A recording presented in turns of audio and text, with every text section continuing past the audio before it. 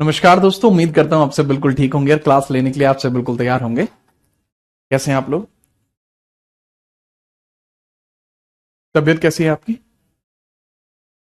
देखिए, क्लास के अंदर जैसा कि आप सभी जानते हैं, कोई आम क्लास नहीं है। पूछता है भारत में मैं जीता ना स्वागत करता हूं आप सभी का। ठीक है, तो चलिए, बहुत बेहतरीन ढंग से मैं देख पा रहा हूं यहाँ गुलशन चौबे, अंशु कुमार, प्रतिमा ठाकुर, नेहा, अदिति, सांध्या, कांची चौधरी, गुलशन, ठीक है, आशु, दीपक, शुभम, अक्षिता, तान्या, खुशी, हीना मलिक, अपूर्वा, बहुत सारे बच्चे क्लास के अंदर आ चुके हैं। आप सभी का हार्दिक हार्दिक स्वागत है। ठीक है सर, आज आप थोड़ा लेट हैं। बिल्कुल नहीं बेटा, मैं बिल्कुल टाइम पर हूं। अनुज गुजर, प्रणाम भाई साहब। ठीक है, चलिए स्टार्ट करते हैं क्लास को। कैसे हो आप? अच्छे मजे आ रहे हैं? दीक्षित साहब, सब बढ़िया? देखिए, अब अगर मैं बात करूं, ये आपका होता है बेटे ओवरऑल सिलेबस, जो हमें यहाँ पूरा एंटायरली डिस्कस करना था। ये है हमारा सिलेबस जो हमें यहाँ पर पूरा पढ़ना था। तो यहाँ पे हमने देखा। ठीक है सर, अब यहाँ पे हम डिस्कस किस बारे में कर रहे थे? अगर मैं डिस्कशन की बात करूं तो सर वो फंडामेंटल राइट्स के ऊपर डिस्कशन चल रहा है और आज वो कंप्लीट हो जाएगा। तो आज फंडामेंटल राइट हमें कंप्लीट करना है। ठीक है यादव जी? ठीक है, ओके। यादव जी, आपसे तो काफी दिन पहले बात हुई थी हमारी, काफी दिन से आपसे बात ही नहीं हो पाई, बताइए। बहुत व्यस्त हैं आप व्यस्त हैं। खैर, हम यहां पर कल की क्लास में पहुंच चुके थे, जहां पे पहुंच गए थे उससे आगे की बात करेंगे। तो कल की क्लास में आर्टिकल 22 तक हो चुका था। आज हम आर्टिकल 22 से आगे बढ़ेंगे। ठीक है, चलो। ठीक है, तो हेडिंग डाल लीजिए, आर्टिकल 22 तक कंप्लीट करके शोषण के विरुद्ध अधिकार, और शोषण के विरुद्ध अधिकार में आर्टिकल 23 देखने को मिलेगा। ठीक है, चलो बेटा, टेंशन मत लो। सचिन, आपको उसके भी बारे में पूरा जो है विचार विमर्श करने के बाद उस पर भी डिसीजन लिया जाएगा। टेंशन मत लो सच्चू भाई। ठीक है, चलिए।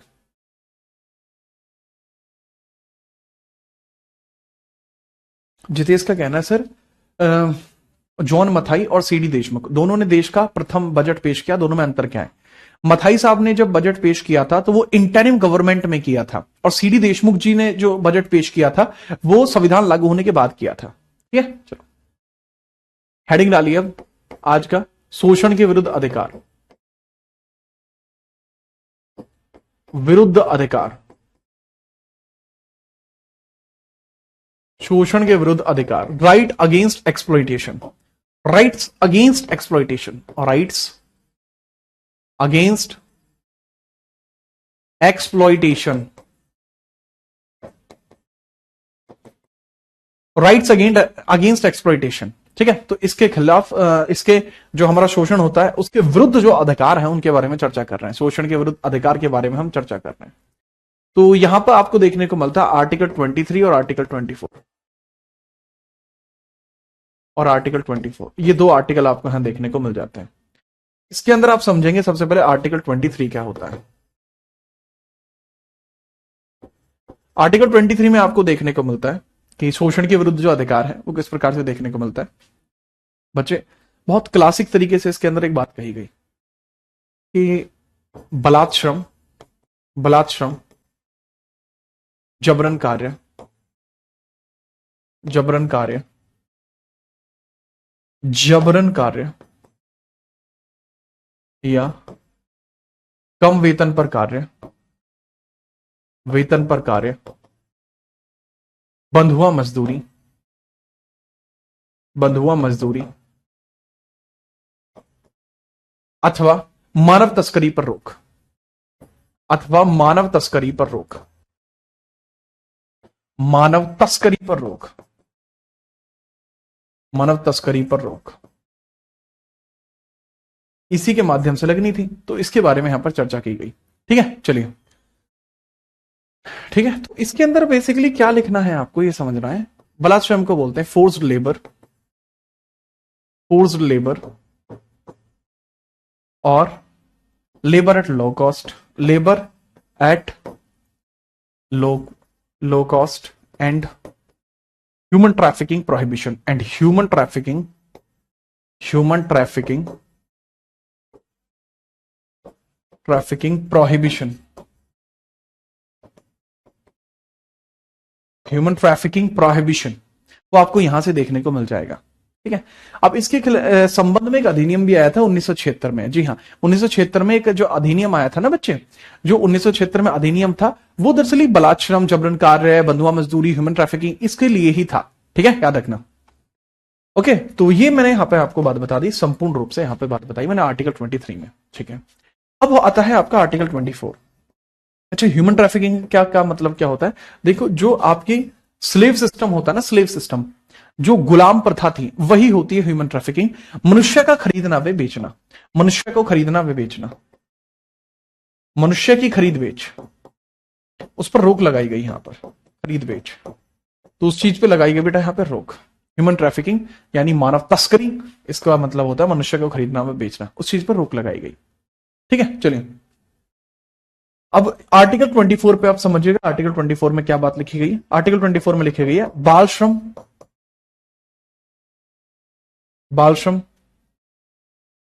पर रोक, बाल श्रम पर रोक, इसको बोलते हैं prohibition of child labour, prohibition of child labour, prohibition of child labour, child labour, prohibition of child labour. जो चाइल्ड लेबर होता है उसके ऊपर यहां पर रोक लगा दी गई, प्रोहिबिशन कर दिया गया। ठीक है, चलिए अब बाल श्रम पर तो रोक इसके अंदर लगाई गई है, और साथ में एक बात और इंपोर्टेंटली समझ लीजिएगा, इसके अंतर्गत एक बात और इंपोर्टेंटली समझ लीजिएगा, और वो बात क्या है दरअसल सर, बाल श्रम पर रोक जो इसके अंदर कंसीडर की गई, तो इसके अंदर यह भी कहा गया कि कोई भी जोखिमपूर्ण कार्य, ठीक है, 14 वर्ष आयु से, 14 वर्ष आयु से, 14 वर्ष आयु से कम, 14 वर्ष आयु से कम वह जोखिमपूर्ण कार्य, कम वह जोखिमपूर्ण कार्य, जोखिमपूर्ण कार्य, 14 वर्ष आयु से कम वह जोखिमपूर्ण कार्य, अच्छा अरे सर सॉरी 14 वर्ष आयु से कम के जितने भी लोग बच्चे होंगे, 14 वर्ष आयु से कम के बच्चे, कम के बच्चों को, कम के बच्चों को जोखिमपूर्ण कार्य करने से रोकना, को जोखिमपूर्ण कार्य करने से रोकना, पूर्ण कार्य करने से रोकना। तो ये चीज आपको यहां देखने को मिल जाएगी कि जोखिमपूर्ण कोई कार्य है तो उस कार्य को करने से रोकना, यहां पर रोक लिया जाएगा। ठीक है, चलो तो ये आपको देखने को मिल जाएगी, यानी prohibition of child below 14 years, prohibition of working, prohibition of working in dangerous work, dangerous work for children below, for children below, for children below 14 years, 14 वर्ष आयु से कम के बच्चे को इसके अंदर शामिल नहीं किया जा सकता। सर अगर 14 वर्ष एज है तो कर सकते, नहीं 14 वर्ष या उससे कम। ठीक है, चलिए तो ये आर्टिकल 24 तक आपको देखने को मिल जाएगा। इसके बाद हम आगे बढ़ेंगे आर्टिकल 25 और बाकी अन्य के बारे में। अलाइस, मेरी जो करंट अफेयर्स की क्लास है वो मंडे से स्टार्ट हो रही है बेटा, यूट्यूब पर स्टार्ट हो रही है, जीत राणा जीएस पर। ठीक है, चलिए और आज यूट्यूब चैनल जो जीत राणा जीएस है उस पर आज शाम को 7 बजे एक वीडियो आएगा कि आप अपने एसएससी के लिए कैसी प्रिपरेशन रख सकते हैं, आगे 90 दिन की स्ट्रेटेजी आपकी क्या होनी चाहिए, और उसमें मैं आपको कुछ नोट्स भी जो है फ्री प्रोवाइड कराने वाला हूं, वो भी आप देख सकते हो। और ये स्पेशली रिक्वेस्ट आपके इस बैच के कहने पर है। इस बैच के अंदर मेजरली ऐसे बच्चे हैं जो एसएससी से भी बहुत सारे जुड़े हुए हैं, तो उनके विशेष आग्रह पर यह किया जाएगा। बंधुआ मजदूरी क्या होती है? एक ऐसी मजदूरी जिसमें वेतन ना मिलता हो।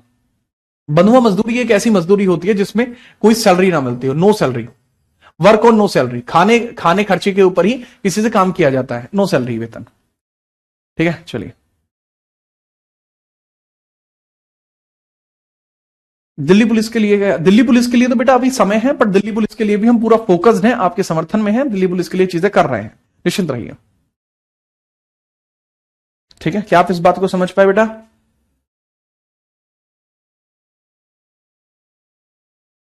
आगे बढ़े बेटा, चलो तो ये आर्टिकल 23-24 ये शोषण के विरुद्ध अधिकार है, राइट अगेंस्ट एक्सप्लॉइटेशन आपको देखने को मिल जाते हैं। अब हम आगे बढ़ते हैं, नेक्स्ट हेडिंग बढ़ेगी नेक्स्ट हेडिंग बढ़ जाती है और इसमें आप हेडिंग डालेंगे नेक्स्ट धार्मिक अधिकार। धार्मिक अधिकार, रिलीजियस राइट्स। रिलीजियस राइट्स के बारे में बात करते हैं। रिलीजियस राइट्स के बारे में बात करते हैं। रिलीजियस राइट्स के बारे में बात करते हैं। रिलीजियस राइट्स या धार्मिक अधिकारों के बारे में बात करते हैं। ठीक है, चलिए। अब रिलीजियस राइट्स में आपको देखने को मिलते हैं आर्टिकल 25 से लेकर 28। तो सबसे पहले आप आर्टिकल 25 देखिए। आर्टिकल 25 में बताया गया धार्मिक अंतःकरण की स्वतंत्रता। धार्मिक अंतःकरण, अंतःकरण व विचारों को स्मरण करने की स्वतंत्रता। धार्मिक अंतःकरण व विचारों को मानने की स्वतंत्रता, मानने की आजादी, मानने की आजादी। कौन से विचारों की मानने की आजादी? Right to follow, right to follow. इसमें क्या? Religious right to follow and practice religious, right to follow and practice religious methods and religion. आप भारत में रहकर कोई भी धर्म मान सकते हैं, वह उसके जो विचार हैं उनको भी आप मान सकते हैं। ठीक है, चलिए।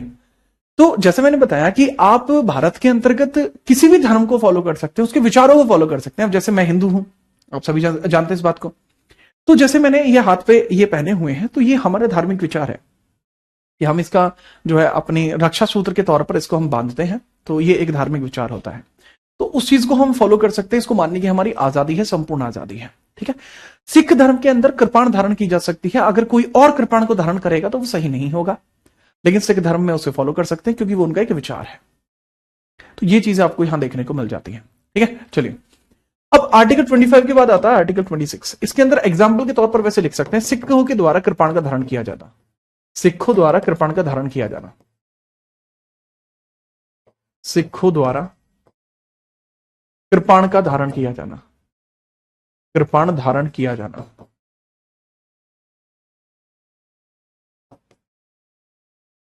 सिखों द्वारा कृपाण धारण किया जाना इसी के अंदर शामिल होता है। ठीक है, चलिए।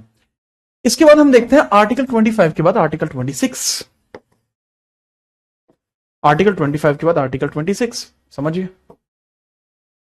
अब यदि आप आर्टिकल 26 की बात करेंगे, यदि आप आर्टिकल 26 की बात करेंगे तो उसको समझिए। सर, इसके अंदर बताया गया धार्मिक प्रबंधन की स्वतंत्रता। धार्मिक प्रबंधन की स्वतंत्रता, स्वतंत्रता। ठीक है, इसको बोलते हैं freedom of religious management. Freedom of religious management, management. Freedom of religious management आप यहां देख सकते हैं। अब फ्रीडम ऑफ रिलीजियस मैनेजमेंट, धार्मिक प्रबंधन की जो स्वतंत्रता आप देख सकते हैं, वो किस प्रकार से देख सकते हैं वो समझिए। देखो, बहुत ध्यान से आप इसमें समझेंगे कि भाई जो धार्मिक प्रबंधन की स्वतंत्रता है, इसके बारे में विचार करते हैं। किस प्रकार से विचार आपको देखने को मिल जाएगा। यानी आप अपने धर्म के प्रचार प्रसार के लिए कोई भी आयोजन करा सकते हैं। धार्मिक प्रचार के लिए आयोजन कराया जाना, धार्मिक प्रचार के लिए आयोजन। जैसे जागरण होते हैं ना, माता रानी का जागरण होता है, तो ऐसे ही धार्मिक प्रचार के लिए प्रबंधन। ठीक है, याद रखना। वो माइकों के ऊपर अनाउंसमेंट होता है, वो भी इसी का हिस्सा है। माइकों के ऊपर अनाउंसमेंट होना, आरती गाया जाना, वो इसी का हिस्सा होता है। ठीक है। इसके बाद आर्टिकल 27, यह धार्मिक संस्थाओं का कराधान। टैक्सेशन किस तरीके से वहां पर चलता है, तो धार्मिक संस्थाओं में कराधान कैसा है। धार्मिक संस्थाओं में कराधान। Taxation in religious institutions. Taxation in religious institution, institution. Taxation in religious institution. तो रिलीजियस इंस्टीट्यूशंस के अंदर टैक्सेशन किस तरीके से आपको देखने को मिलता है। तो इसको भी बहुत ध्यानपूर्वक आप समझेंगे कि रिलीजियस इंस्टीट्यूशन में टैक्सेशन कैसे होता है। तो जितनी भी धार्मिक संस्थाएं होती हैं वो कर मुक्त होती हैं। ये कैसी होती है धार्मिक संस्थाएं? ये कर मुक्त होती हैं, कर मुक्त। तो जितना भी इनके पास रुपए आते हैं वो टैक्स के तौर पर नहीं देने पड़ते। यज्ञ का कराया जाना वो प्रबंधन के अंदर आता है बेटा, यज्ञ कराया जाना, ठीक है। तो इसको अब याद रख लेना। जैसे कर मुक्त के बारे में मैंने बताया, टैक्स फ्री के बारे में मैंने बताया, टैक्स फ्री, तो टैक्स फ्री के अंदर यही कंडीशन चलती है जो मैंने अभी आपको बताई, ये कर मुक्त होती है, ठीक है। चलिए, इसका मतलब होता है to promote religion, to promote religion there can be a management, to promote religion there can be a management, there can be a management to promote religion. तो जैसे लिखना चाहो ऐसे लिख लेना, विश्व मेरे भाई, ठीक है, टेंशन मत लो। आगे आर्टिकल 27 के बाद आर्टिकल 28, इसमें है शिक्षण संस्थानों में धार्मिक प्रबंधन। शिक्षण संस्थानों में धार्मिक प्रबंधन वो आपको यहां देखने को मिलता है, शिक्षण संस्थानों में धार्मिक प्रबंधन, शिक्षण संस्थानों में धार्मिक प्रबंधन, धार्मिक प्रबंधन, शिक्षण संस्थानों में धार्मिक प्रबंधन। इसका मतलब है रिलीजियस मैनेजमेंट इन, रिलीजियस, शिक्षण संस्थानों में धार्मिक प्रबंधन है, रिलीजियस प्रबंधन मैनेजमेंट की बात की जा रही है। तो बाबू religious management, management, religious management in, religious management in educational institution, educational institution,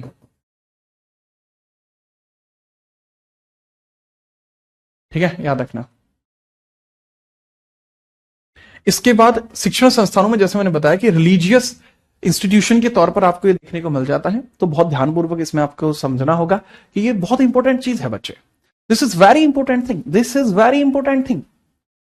तो अगर मैं इसी के बारे में बात बताऊं कि भाई शिक्षण संस्थानों में धार्मिक प्रबंधन की जो चर्चा यहां पर की गई है, अब इसमें भी ना दो तरीके हैं। अगर कोई सरकारी स्कूल है तो भाई वहां पे धार्मिक प्रबंधन की जरूरत नहीं होती, सरकारी स्कूल में यह वैकल्पिक होता है, सरकारी स्कूलों में अनिवार्य नहीं होता,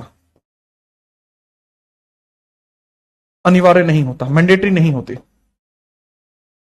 अनिवार्य नहीं होता, not mandatory in, not mandatory in government institutions, not mandate in, not mandatory in government institutions,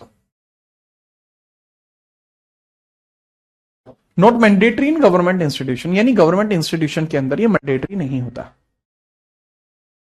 दूसरा है, जैसे मैंने बताया सरकारी स्कूलों में तो सरकारी स्कूलों में तो अनिवार्य नहीं है, लेकिन प्राइवेट स्कूलों में वैकल्पिक है, प्राइवेट स्कूलों में वैकल्पिक है, प्राइवेट स्कूलों में वैकल्पिक है, ऑप्शनल है, वैकल्पिक यानी वैकल्पिक है, ऑप्शनल, ऑप्शनल है, बहुत बढ़िया, ठीक है। अच्छा, यहां पे मैं अपने सामने देख रहा हूं कि काफी सारे बच्चे यहाँ पे कमेंट कर रहे हैं। जैसे श्रद्धा बहुत देर से परेशान है, और भी पीछे कई सारे बच्चे चले गए इकोनॉमिक्स को लेकर जो चिंतित हैं। देखिए, आपके ना इकोनॉमिक्स के बारे में मैंने विचार किया और उस पर जल्दी ही आपको एक डिसीजन भी देखने को मिल जाएगा, ठीक है। आपके लिए मैं अपनी तरफ से जितना कर सकता हूं उतना कर रहा हूं, और यकीन मानिए कि जितना मैक्सिमम टू मैक्सिमम हो पाएगा वो मैं करूंगा। अभी आप मुझे मुश्किल से मुश्किल 5 दिन का समय दीजिए, उसके बाद इसके ऊपर आपको निर्णय जो है दिख जाएगा, ठीक है, टेंशन मत लो, और वो आपके हक में होगा, ठीक है। अब एक बच्चे का आकाश उपाध्याय का कहना है, सोमनाथ मंदिर किसने बनवाया था? बेटा, नाम कई आते हैं सोमनाथ मंदिर में। कहा जाता है कि जो इसका इनिशियल स्ट्रक्चर है वो महादेव ने खुद ब्रह्मा जी से कहकर रखवाया था, ये भी आता है। बाद में आता है कि मूलराज ने इसको बनवाया था। तो अलग अलग रूलर्स के नाम आते हैं। अब इसके संबंध में मैंने एक वीडियो जो है अपने इंस्टाग्राम पर अपलोड जो है किया था, अगर आपको समय लगे तो आप देख लेना। मैंने उसके अंदर मैथोलॉजिकल और हिस्टोरिकल दोनों ही बातों की चर्चा की है। अब जैसे मैंने यहां पे आपको बताया कि अगर कोई सरकारी स्कूल है और वहां कोई प्रार्थना नहीं बोलना चाहता तो ना बोले, ऑप्शनल है। लेकिन प्राइवेट स्कूल है तो इसमें ऑप्शनल इस प्रकार से होता है कि मालिक पर निर्भर करता है, मालिक पर निर्भर करता है, अगर वो चाहता है तो होगा, नहीं चाहता तो नहीं होगा। ठीक है, चलिए।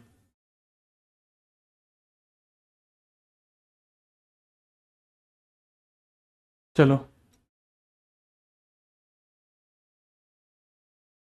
ओके।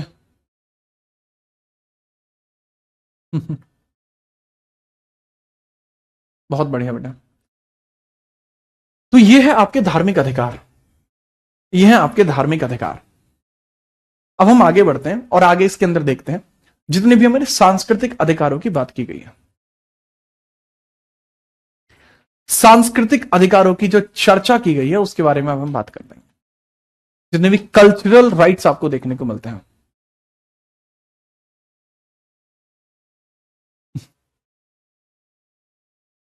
अब देखिए आप, जो कल्चरल राइट्स की हम बात करते हैं, कल्चरल राइट्स, सांस्कृतिक अधिकार, सांस्कृतिक अधिकार, सांस्कृतिक अधिकार,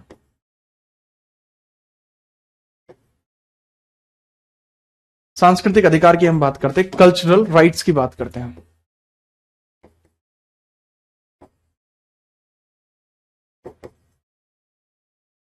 कल्चरल राइट्स की हम बात करते हैं कि जो सांस्कृतिक अधिकार हैं सर वो किस तरीके से आपको देखने को मिलते हैं।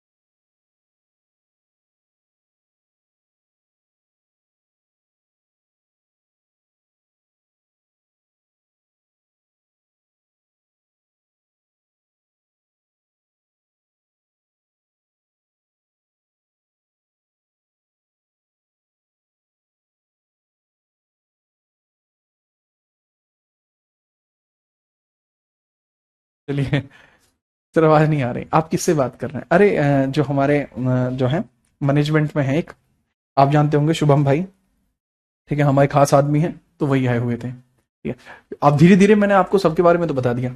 अब सांस्कृतिक अधिकारों की बात करूं तो ये आर्टिकल 29 और 30 में आपको देखने को मिलता है, आर्टिकल 29 और आर्टिकल 30 में देखने को मिलता है। दरअसल इन्हीं अधिकारों को हम अल्पसंख्यक अधिकार के नाम से भी जानते हैं। सेम अधिकार को ही हम क्या कहते हैं? अल्पसंख्यक अधिकार भी कहते हैं। अल्पसंख्यक अधिकार भी इन्हीं को कहा जाता है बाबू, इन्हीं को हम अल्पसंख्यक अधिकार भी बोलते हैं, माइनॉरिटी राइट भी बोलते हैं। माइनॉरिटी राइट, बड़ी बात होती है माइनॉरिटी का मतलब क्या होता है, what is the meaning of minority, क्या है माइनॉरिटी का मतलब।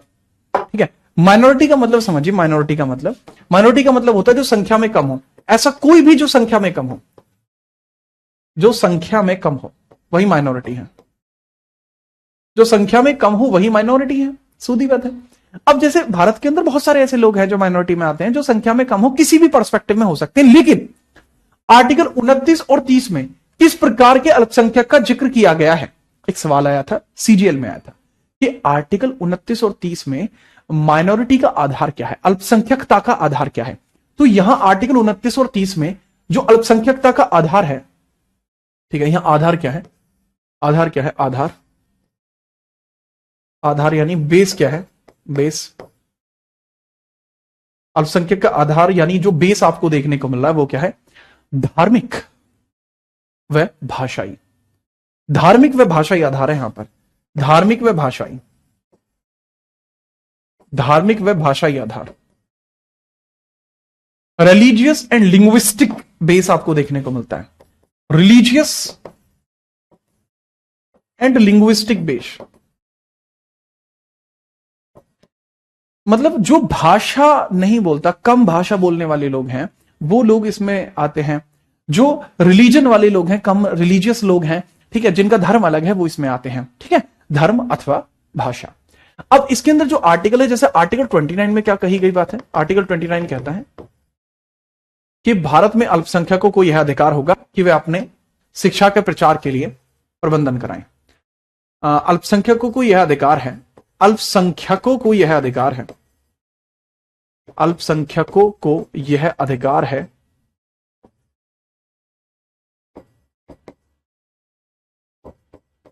अल्पसंख्यकों को यह अधिकार है कि वह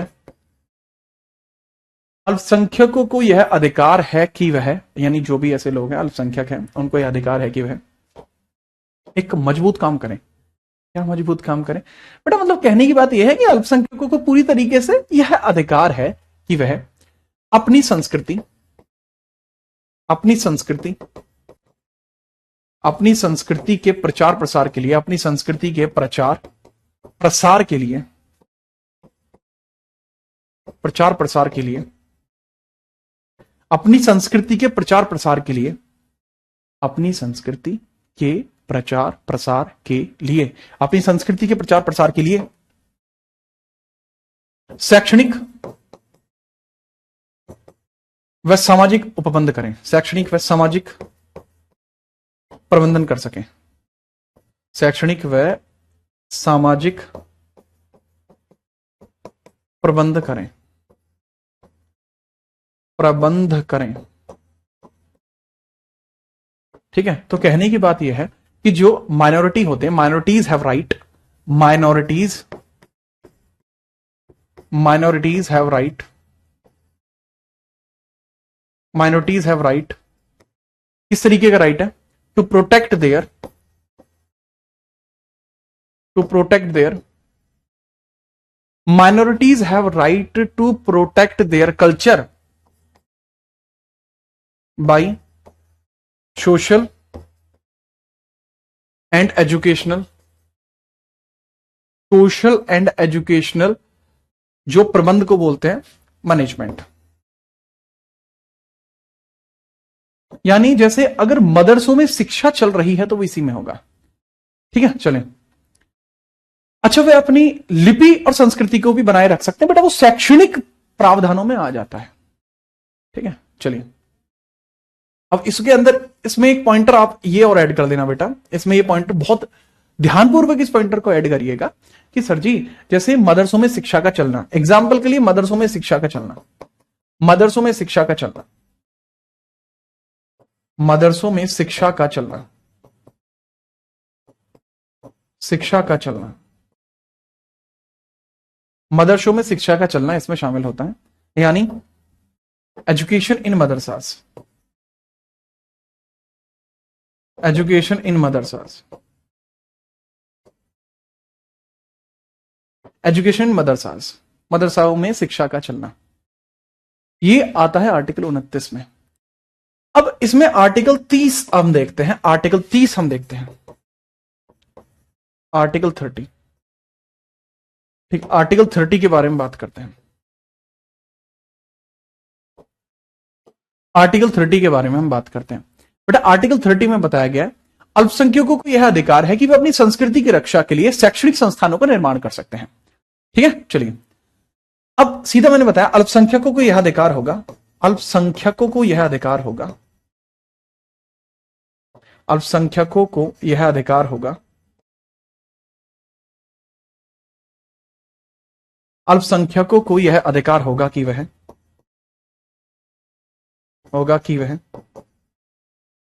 अल्पसंख्यकों को यह अधिकार होगा कि वह अपनी संस्कृति की रक्षा के लिए शैक्षणिक संस्थानों का निर्माण करें, कि वह अपनी संस्कृति की रक्षा के लिए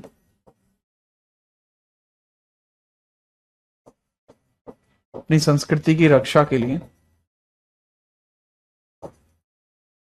शैक्षणिक संस्थानों का निर्माण करें। संस्थानों का निर्माण करें, का निर्माण करें।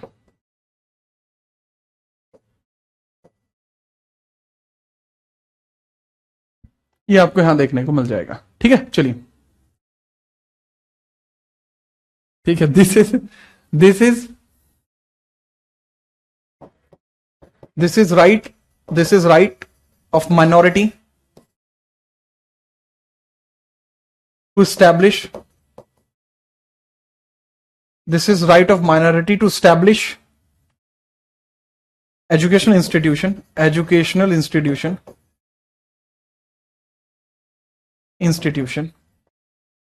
for their culture, ठीक है, याद रखना। ओके, याद रखना। चलिए, ये क्या कह रहा है सर, हिस्ट्री में पॉलिटी वाले पोर्शन को स्लीप मत करो। बेटा पंकज टेंशन क्यों ले रहे हो हैं सर? आपने 29 का फर्स्ट और सेकंड तो नहीं लिखवाया क्योंकि बेटा नीड नहीं लगी मुझे, आपके पेपर में कभी पूछा नहीं इसलिए मैंने लिखवाया नहीं। अच्छा, दूसरी बात, जो आपने एक जो है बैच रिलीज हुआ है हमारा, मेरा और विकास सर का एक बैच रिलीज हुआ है। ठीक है, करेबल एप्लीकेशन के ऊपर 2 बैच रिलीज हुए हैं। एक बैच हुआ है प्रैक्टिस का, एक बैच हुआ है थियरी का। अब आपके मन में एक डाउट होगा, क्या हमें वो बैच लेना चाहिए या हमें वो बैच नहीं लेना चाहिए? अभी पहली बात तो बेटा ये है कि मैं आपको एक कोड प्रोवाइड कराऊंगा जिससे कि उसमें जो रुपए हैं वो बाकी लोगों के लिए अलग होंगे और आपके लिए अलग होंगे। वो रुपए आपके लिए, वो जो बैच है वो सस्ता करा देता हूं, जैसे कि आप अगर एनरोल करना चाहें कर सकते हैं। वो बैच बेसिकली किसके लिए होगा? वो SSC CGL pre plus mains के लिए होगा, पीएससी के बैचेस के लिए होगा, यूपीएसआई के लिए होगा, दिल्ली पुलिस के लिए होगा एक डेडिकेटेड, कि जीएस सिर्फ वहीं से उसमें नोट्स वगैरह आपको वो सारी चीज मिल जाएगी। उस पर हम बाद में बात करेंगे, पहले हम यहाँ पे टॉपिक की बात करते हैं। ठीक है, याद रखिए। जी हाँ, ठीक है। अब हम रिट की ही बात करेंगे, जस्ट इसके बाद रिट ही आएंगी, इसके बाद आर्टिकल 30 और उसके बाद रिट। अब आर्टिकल 30 की हम बात करते हैं। रीजन क्या है बेटा, आप हमारे खास छात्र हैं। अगर हमारे होने के बावजूद भी, हमारे होते हुए भी अगर आपको ज्यादा मैटर हो जाए तो दिक्कत है ना बेटे, याद रखना। हाँ बेटा बिल्कुल,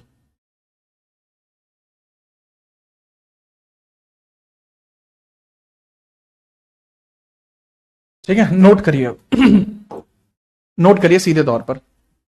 बताइए, देखो बताते हैं कि जैसे मैंने ये आपको बता दिया, ठीक है, 29 से 30 मैंने बता दिया। अब इसके अंदर हम बात करते हैं नेक्स्ट आर्टिकल 31। बेटा आर्टिकल 31 होता है क्या भला? संपत्ति का अधिकार आपको देखने को मिल जाता है। आर्टिकल 31 देखने को मिल जाता है संपत्ति का अधिकार। ठीक है, चलिए फ्री में दे दीजिए, नहीं वह कंपनी के हैं। ठीक है, चलो आर्टिकल 31 संपत्ति का अधिकार, संपत्ति का अधिकार, अधिकार, संपत्ति के अधिकार की हम बात करते हैं। संपत्ति का अधिकार, right to property, right to property, right to property की हम बात कर रहे हैं। ठीक है सर, अब इसका मतलब होता है राइट टू प्रॉपर्टी होता है, शुरुआती तौर पर यह था। एक और होता है आपका आर्टिकल 19 फर्स्ट का एफ, ये भी होता है संपत्ति का अधिकार। ये भी एक तरीके का संपत्ति का अधिकार ही है, ये भी एक तरीके से आपका संपत्ति का अधिकार ही है, संपत्ति का अधिकार ही है ये भी।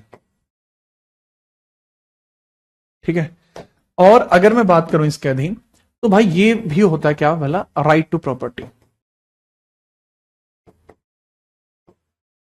राइट टू प्रॉपर्टी आपको ये देखने को मिल जाएगा। ठीक है, चलो अब इसके अंदर वही बात होती है कि राइट टू प्रॉपर्टी के अंदर आपको कौन कौन सा सब्जेक्टिव तरीके से नॉलेज आपको देखने को मिल जाएगी। समझिए, सब्जेक्टिव तरीके से जो नॉलेज आपको यहां देखने को मिल जाएगी कि भाई ये दोनों ही अधिकारों में फर्क ये है कि ये वो संपत्ति है जो दादा लाई होती है, एंसेस्ट्रल प्रॉपर्टी होती है। This is ancestral property, this is ancestral property, ये एंसेस्ट्रल प्रॉपर्टी होती है। और संपत्ति का जो अधिकार होता है, ठीक है, ऐसा अधिकार जो संपत्ति के लिए आया है आर्टिकल 19 फर्स्ट के में। ठीक है, तो बात यही है संपत्ति के अधिकार में कि संपत्ति होती है जो खरीदी हुई होती है, खरीदी हुई। ये बाइड प्रॉपर्टी होती है, बाइड प्रॉपर्टी होती है, बाय प्रॉपर्टी, बाइड बाइड प्रॉपर्टी आपको ये देखने को मिल जाती है। ठीक है, चलिए, ठीक है, याद रखिएगा। अब इसके अंदर बात करते हैं, इसके अंदर बात करते हैं कि भाई जैसे ये है, ये शुरुआती तौर पर थे, लेकिन उसके बावजूद भी फिर हुआ क्या मैटर, मैटर ये हुआ कि आर्टिकल या फिर कह सकते हैं संशोधन 44 द्वारा 1978 में इन आर्टिकल्स को उठा के 300A में पहुंचा दिया गया, 300A में पहुंचा दिया गया, रिवोक, संशोधित कर दिया गया, संशोधित कर दिया गया, संशोधित कर दिया गया, यानी रिवोक कर दिया गया, संशोधित कर दिया गया 300A में। बड़ी बात, 300A में करा है, क्या फर्क पड़ा बेटा, फिर वो विधिक अधिकार बन गया, फिर वो लीगल राइट बन गया, फिर वो क्या बन गया, विधिक अधिकार। कहने की बात है कि फिर वो बन जाता है बेटा legal right, then it became a legal right, ये बनता है फिर लीगल राइट। लीगल राइट आपको यहां देखने को मिल जाएगा, ये क्या बन जाता है बाबू, लीगल राइट आपका बन जाता है। ठीक है, तो इसके बारे में थोड़ा सा याद रखिएगा। तो ऐसे बनता है वो लीगल राइट, ऐसे बनता है वो लीगल राइट, बिना किसी परेशानी के। ठीक है, चलिए, ठीक है। इस समय पीएम कौन थे, that was Morarji Desai, PM थे मोरारजी देसाई इस समय पीएम थे, मोरारजी देसाई इस समय पीएम आपको देखने को मिल रहे थे। कौन थे पीएम, मोरारजी देसाई।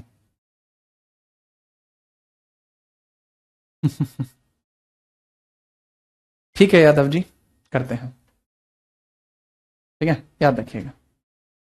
इसके बाद हम बात करते हैं आर्टिकल 32 की, इसके बाद बेटा हम बात करते हैं आर्टिकल 32 की। आर्टिकल 32 होता है रिट्स। सर इसे लीगल राइट क्यों बनाया, दरअसल जब ये पहले फंडामेंटल राइट था, शुरुआत में क्या था, ये फंडामेंटल राइट था, तो लोगों की जो जमीन थी वो लोगों की कंप्लीटली थी। ये क्या बात हुई सर, क्या कह रहे हो, आपको पता भी आप क्या कह रहे हो, लोगों की जो जमीन थी वो लोगों कंप्लीटली थी, अब क्या अधूरी है, नहीं। देखो दरअसल बात क्या है कि पहले जो लोगों के पास जमीन थी वो सरकार भी उनसे नहीं ले सकती थी अगर चाहे तो भी, लेकिन उसके बाद जब उसको लीगल राइट बनाया गया तो उसमें यह कह दिया गया कि जिसको ज्यादा जरूरत है, सरकार या व्यक्ति, तो ये बात इसमें कही गई कि सरकार को या व्यक्ति को, जिसको भी ज्यादा ऐसा लगेगा कि आवश्यकता है, उन्हीं को वो दे दिया जाएगा। ठीक है, चलिए, तो ये बात मैंने यहां पे आपको स्पष्ट करी। ठीक है, ये बात मैंने यहां पर आपको स्पष्ट करी, तो इसको थोड़ा सा याद रखना। जनता दल के नेता थे मोरारजी देसाई, जी हां, जनता दल के नेता थे मोरारजी देसाई, याद रखेंगे।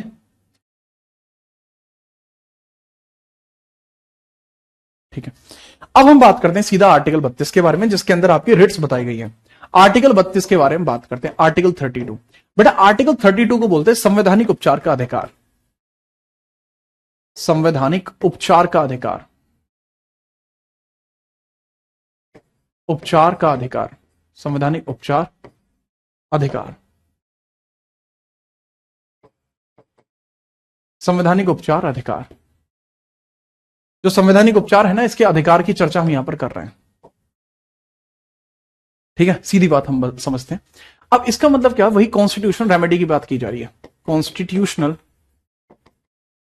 रेमेडी की बात इसमें की जा रही है, कॉन्स्टिट्यूशनल रेमेडी की बात की जा रही है। इसका मतलब होता है, ये होते क्या है सर, ये संविधान के रक्षक होते हैं, संविधान के मौलिक अधिकारों के रक्षक होते हैं, संविधान के मौलिक अधिकारों का रक्षा कवच, मौलिक अधिकारों का रक्षा कवच, कारों का रक्षा कवच होता है दरअसल ये। This is protection guard of fundamental right. ठीक है, याद रखना, this is protection right of fundamental rights. अब संवैधानिक उपचार के अंदर आपको देखने को मिलती है रिट्स का जारी किया जाना, रिट्स का सुप्रीम कोर्ट द्वारा जारी किया जाना, यह संवैधानिक उपचार है। अब सारी बात आ जाती है सर, एक बात बताइए, क्या रिट जो है होती क्या है, what is meant by the writ, writ का मतलब क्या है सर जी। रिट का मतलब क्या होता है, यह एक कानूनी डॉक्यूमेंट है। दरअसल रिट क्या है, रिट सर एक कानूनी डॉक्यूमेंट है, यह एक कानूनी डॉक्यूमेंट है, कानूनी, एक कानूनी दस्तावेज है। कानूनी दस्तावेज, ये कानूनी दस्तावेज है। क्या है भाई? ये कानूनी दस्तावेज है, एक लीगल डॉक्यूमेंट है, जिससे होता क्या, मौलिक अधिकारों की रक्षा होती है। कानूनी दस्तावेज जो मौलिक अधिकारों की रक्षा करता है, जो मौलिक अधिकारों की रक्षा करता है, मौलिक अधिकारों की रक्षा करता है, की रक्षा करता है, रक्षा करता है, मौलिक अधिकारों की रक्षा करता है। तो जो मौलिक अधिकारों की रक्षा करता है, इस प्रकार से आपको देखने को मिलता है रिट। रिट सर, क्या रिट जो है केवल सुप्रीम कोर्ट जारी कर सकता है? दरअसल रिट हाई कोर्ट भी जारी कर सकता है। रिट हाई कोर्ट भी जारी कर सकता है, भी जारी करेगा। और रिट हाई कोर्ट जारी कब करेगा बेटा? सर, रिट जो है वो हाई कोर्ट तब जारी करेगा जब ये बात हो आर्टिकल 226 में। अब इसी रिट जारी करने के अधिकार को डॉक्टर भीमराव अंबेडकर ने कहा था कि भाई ये है संविधान की आत्मा। इसी आर्टिकल को डॉक्टर भीमराव अंबेडकर ने, ठीक है, डॉक्टर भीमराव अंबेडकर ने कहा था, डॉक्टर भीमराव ने कहा था, डॉक्टर भीमराव अंबेडकर ने कहा यह संविधान की आत्मा है। ये आर्टिकल 32 संविधान की आत्मा है, संविधान की आत्मा है, आत्मा है। ठीक है, याद रखना, आर्टिकल 32 संविधान की आत्मा है। ठीक है, तो ये बेटा आपको देखने को मिलते हैं रिट्स के बारे में। This is soul and heart of Indian constitution, soul and heart of Indian constitution.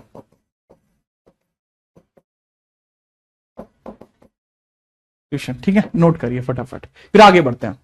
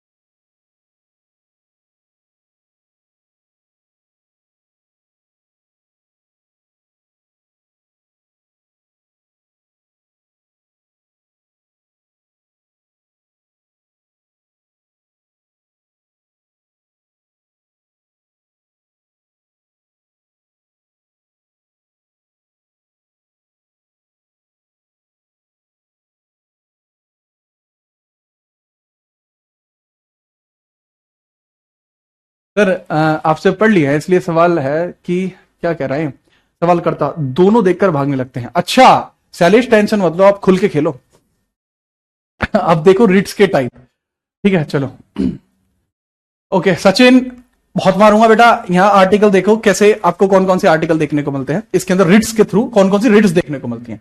पहली है बेटा क्यू वारंटो, पहली है क्यू वारंटो, दूसरी है हीबस कॉर्पस, हीबस कॉर्पस, तीसरी है सैरिटोरेनी,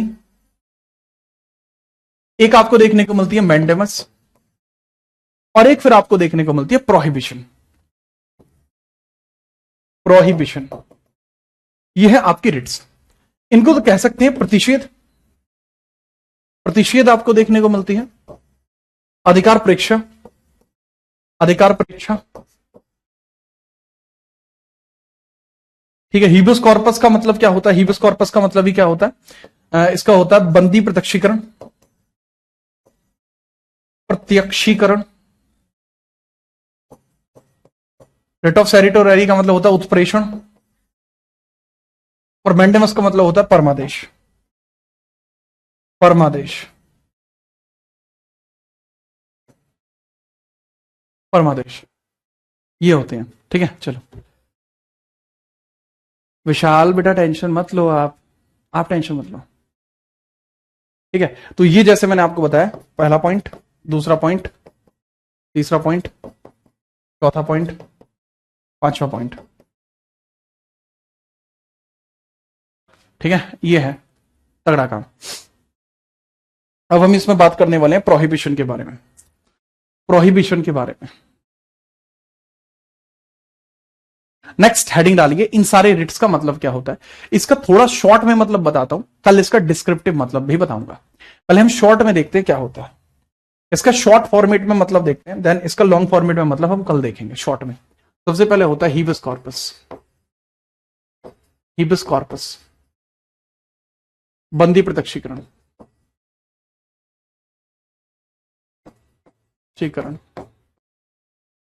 हीबस कॉर्पस यानी बंदी प्रत्यक्षीकरण। इसका मतलब क्या होता है, देखो बेटा, बंदी प्रत्यक्षीकरण का मतलब होता है जब किसी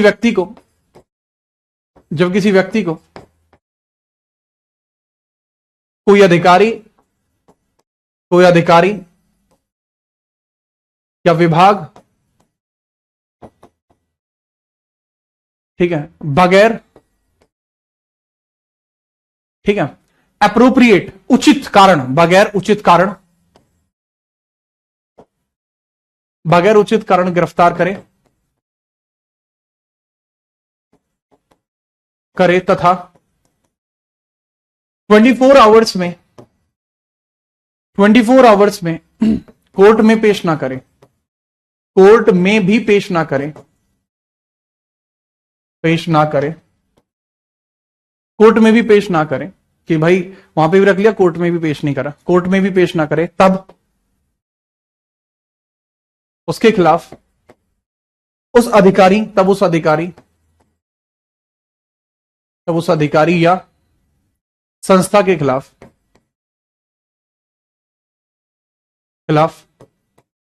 यह जारी होगी, यह जारी होगी। ठीक है, याद रखना। ठीक है, अब इसको लिखना, इसको लिखिए इंग्लिश में। It is issued when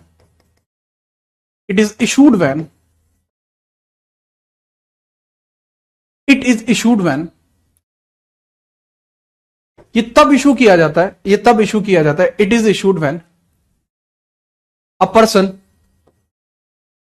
is arrested by officer or department. A person is arrested by officer or department without a specific reason and not presented into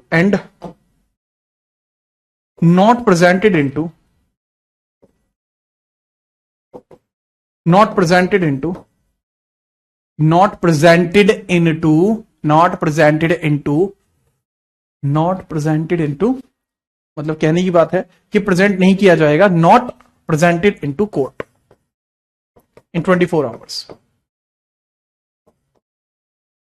ठीक है, तो ये भी इंपॉर्टेंट इसमें हो जाएगा। ठीक है, चलो, हीबस कॉर्पस के बाद होता क्यू वारंटो,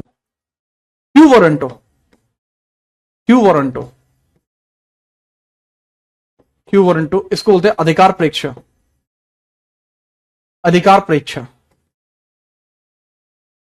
फिर होता है मैंडेमस यानी परमादेश। तो ये मैं आज बताऊंगा, बाकी के कल बताऊंगा। अच्छा, इसका मतलब क्या होता है, क्यू वारंटो का मतलब क्या होता है बच्चे? क्यू वारंटो का मतलब होता है जब कोई व्यक्ति गलत तरीके से किसी सरकारी पद को धारण कर ले। समझ में आई बात? जब देखो इसमें क्या होता है, बंदी प्रत्यक्ष करना। इसमें कोर्ट कहता है कि जिस भी आदमी को तूने जहां भी रख रखा है ना, दबोच के यहां लेके आ तुरंत। ठीक है, चलिए सर, अगर किसी व्यक्ति को तब पता ना हो जब उसको गिरफ्तार किया गया हो, बाद में उसको पता लगे जब वो सब कुछ फेस कर चुका हो, क्या तब रिट जारी की जा सकती है? जी हां, बाद में भी रिट को जारी किया जा सकता है। उसमें जो आयोग होगा, जो विभाग होगा, जो उसको अरेस्ट कर रहा है, वो उसका कारण दर्ज कराएगा, उन्होंने ऐसा क्यों किया।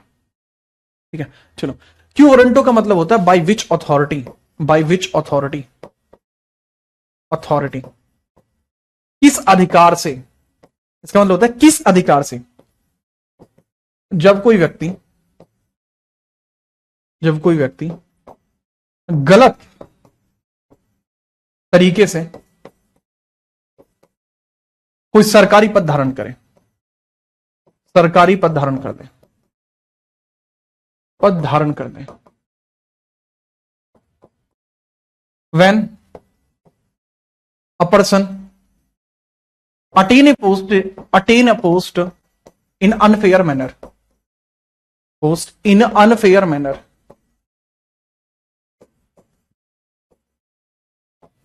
अनफेयर मैनर में जब उसको जारी किया जाता है। ठीक है, चलिए अब परमादेश की बात परमादेश की बात करूं, जब कोई अधिकारी और वो भी कैसा, सरकारी, जब कोई अधिकारी सरकारी अपना कर्तव्य पूरा ना करे, अपने कर्तव्य पूरे ना करे। ठीक है, याद रखिएगा। तो कहने की बात क्या हुई, when a officer didn't perform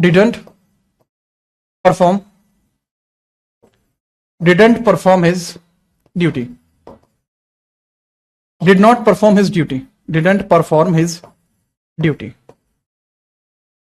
जब अगर कोई अपनी ड्यूटी परफॉर्म नहीं करता तो उसके साथ भी इसी प्रकार का व्यवहार जो है देखने को मिलता है। This is under the mandamus. ये मैंडेमस के अधीन आने वाली बातें होती हैं। इस वाले रिट को कहा जाता है पर्सनल लिबर्टी रिट कहा जाता है इसको। ठीक है, याद रखना, पर्सनल लिबर्टी रिट इसको कहा जाता है। इसको कहा जाता है पोस्टमार्टम रिट, इसको पोस्टमार्टम रिट कहा जाता है। रिट इसको कहा जाता है, पोस्टमार्टम रिट इसको कहा जाता है। Postmortem writ, personal liberty writ, ये अलग अलग नाम बेटा इसको दिए जाते हैं, तो कृपया करके इनको याद रखना। ठीक है, चलिए सर जी, कोई भी कानून राष्ट्रपति के खिलाफ क्यों नहीं जाता? क्योंकि बेटा राष्ट्रपति को क्षमता है कि वो अपने अपराधों को माफ कर सकता है या किसी और के अपराधों को माफ कर सकता है, इस वजह से। ठीक है, चलिए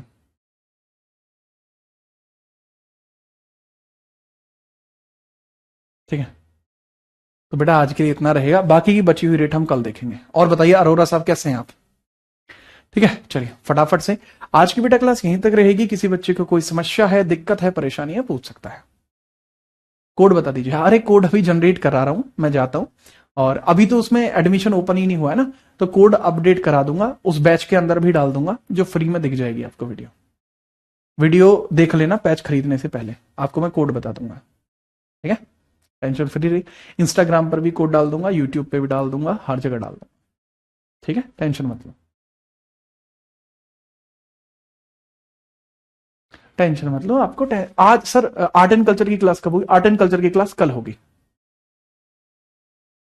ठीक है बेटा, ओके ठीक है, कल मिलते हैं। तब तक के लिए जय हिंद, वंदे मातरम। अच्छे से रहो, बेहतरीन ढंग से। ठीक है, चलो याद रखें, दीशु बेटा आपको कभी नहीं भूल सकते, और क्लास का कोई और छात्र उसको हम कभी नहीं भूल सकते। कोई भी छात्र आज तक मुझसे पढ़ा है, हर एक बच्चे का नाम मुझे याद रहता है।